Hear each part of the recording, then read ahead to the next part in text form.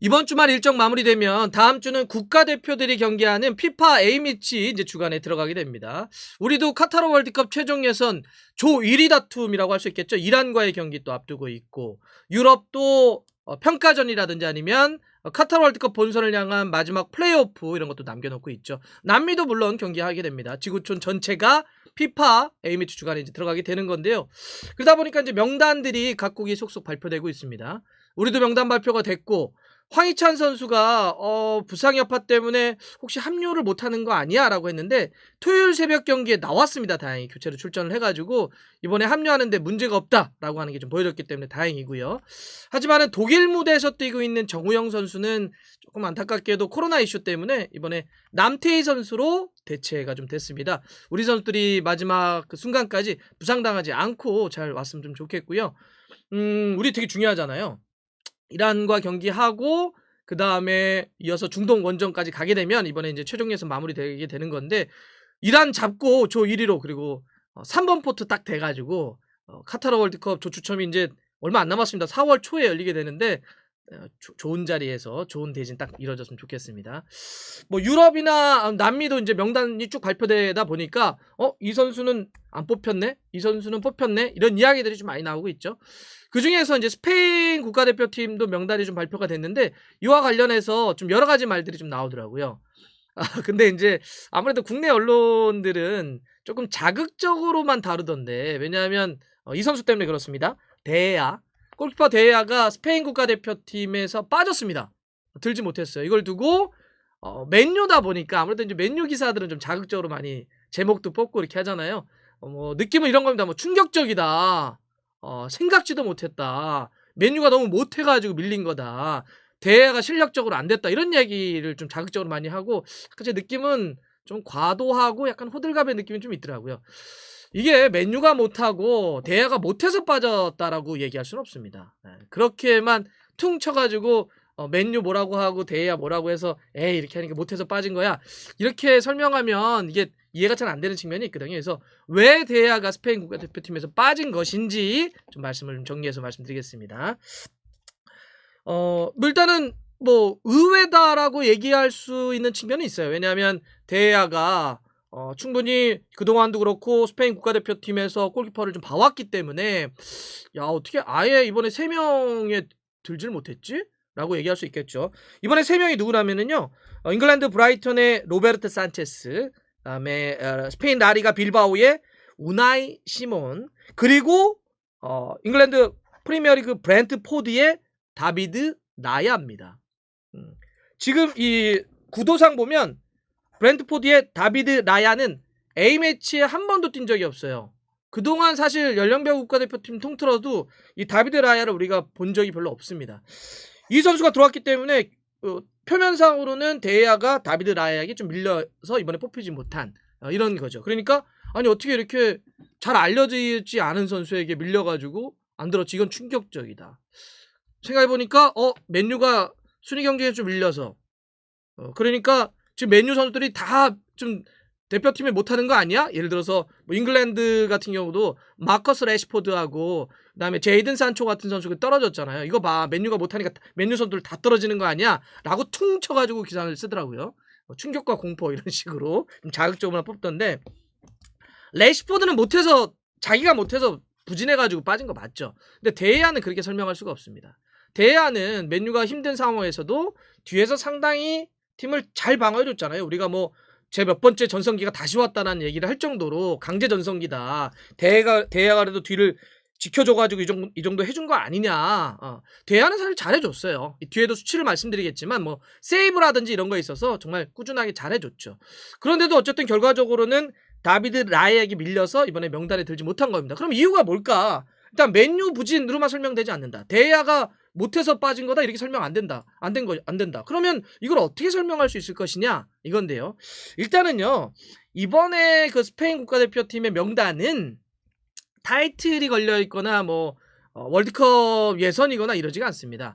스페인은 카타르 월드컵 본선에 이미 갔어요. 그래서 이번에 두 번의 경기는 모두 다 평가전입니다. 이번 달 26일 알바니아, 29일 아이슬란드와 경기를 갖게 되는데 이건 다 프렌들리 매치예요.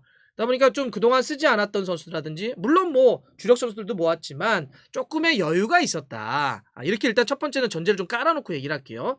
하지만 이것만 갖고도 또 설명이 안 돼. 왜냐하면 그렇다고 해도 주전들이 다른 포지션은 많이 왔거든요. 그럼 데이아가 밀린 거를 그것만 갖고 설명이 됩니까? 안 되죠. 자, 두 번째는 어떻게 봐야 되냐면 이거는 데이아가 실력적으로 못했다. 맨유가 부진했다가 아니라 어떤 게 있냐면 자, 팀 전술 즉 감독의 어떤 성향 플러스 현대 축구의 흐름과 약간 맞물린 이번에 그 스페인 국가대표팀 골키퍼의 발탁입니다. 변화예요.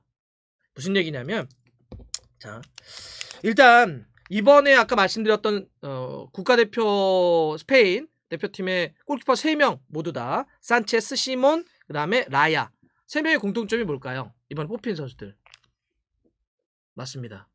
우리가 얘기하는 발을 상당히 잘 쓰는 골키퍼들입니다. 빌드업에 상당히 능한 선수들이죠. 사실 뭐 이 브라이턴의 로베르토 산체스 같은 경우도 브라이튼 경기를 많이 보신 분들은 또 지켜보셨을 제가 또 뒤에 수치도 말씀드릴게요.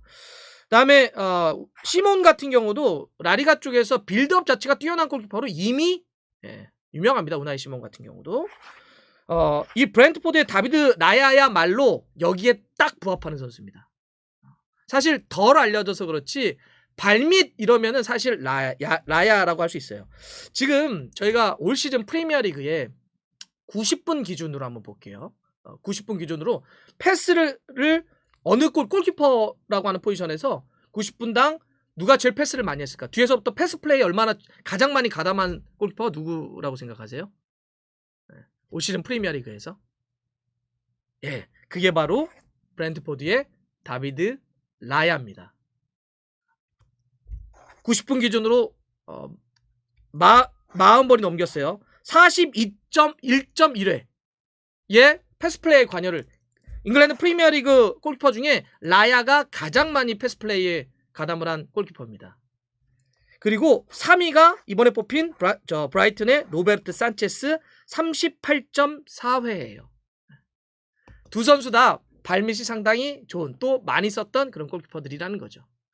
아까 말씀드렸던 우나이 시몬도 라리가에서 그것도 유명한 골키퍼이기도 하고요. 자 그러면 공통점 3명은 알았다는 거죠. 이게 누구랑 결합되느냐? 지금 스페인 국가대표팀의 감독인 루이스 에니케 감독의 어떤 특징하고도 좀 부합하죠.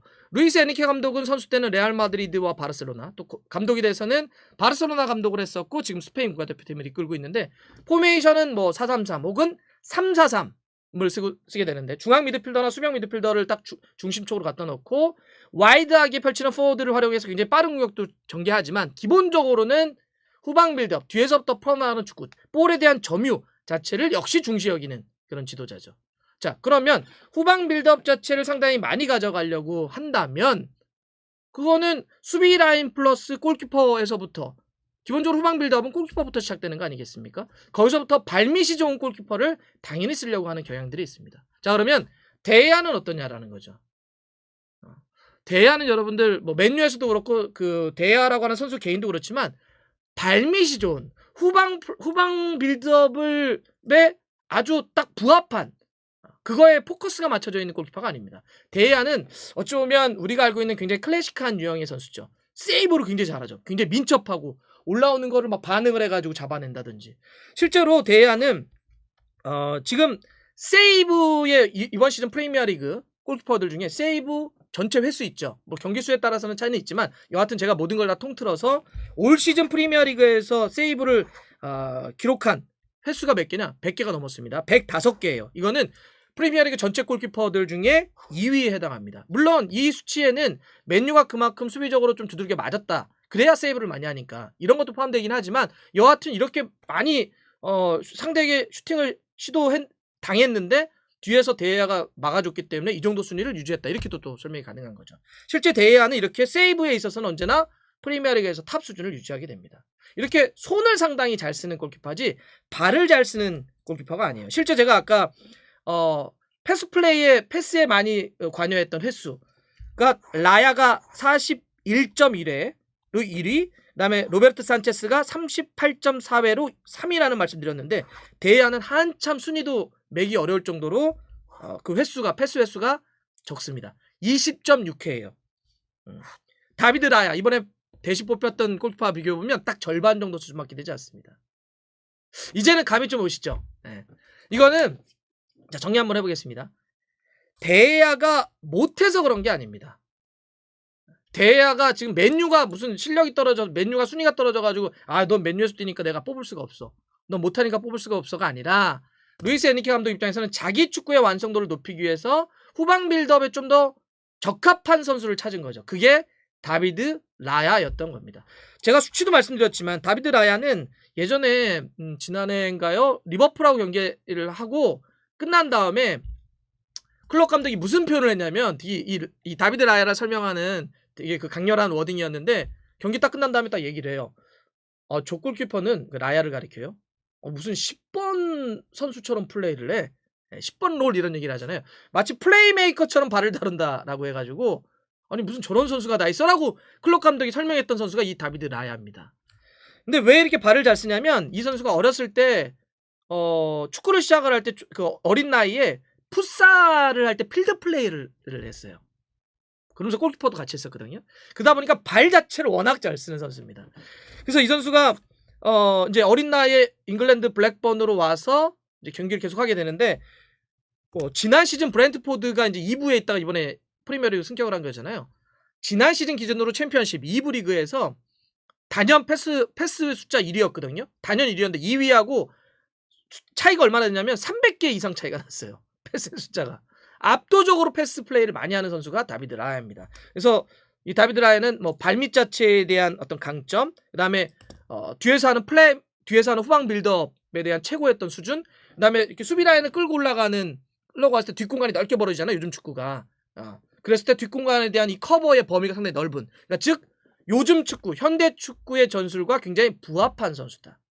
더군다나 이 루이스 에니케 감독이 추구하는 후방 빌드업에도 딱 부합하다. 그렇기 때문에 뽑은 겁니다. 여러분들 우리 벤투 감독이 조현우와 김승규 선수를 놓고 고민을 하잖아요. 사실 그렇게 비교해보면 약간 이해가 되는 측면이 있습니다. 조현우 선수 사실 선방 굉장히 잘하잖아요. 김승규 선수도 물론 선방 잘합니다. 근데 두 선수를 상대적으로 비교하면 조현우 선수가 좀 더 선방의 어떤 능력은 좀 더 있는 것 같고 김승규 선수가 상대적으로는 발을 좀 더 잘 쓰죠. 사실 조현우 선수가 약간 그 빌드업이 약한 부분이 좀 있잖아요. 그래서 지금 근데 벤투 감독은 어때요? 자기 축구 때문에 후방 빌드업 문제 때문에 김승규 선수를 중용을 하잖아요. 이런 거와 결이 똑같은 겁니다.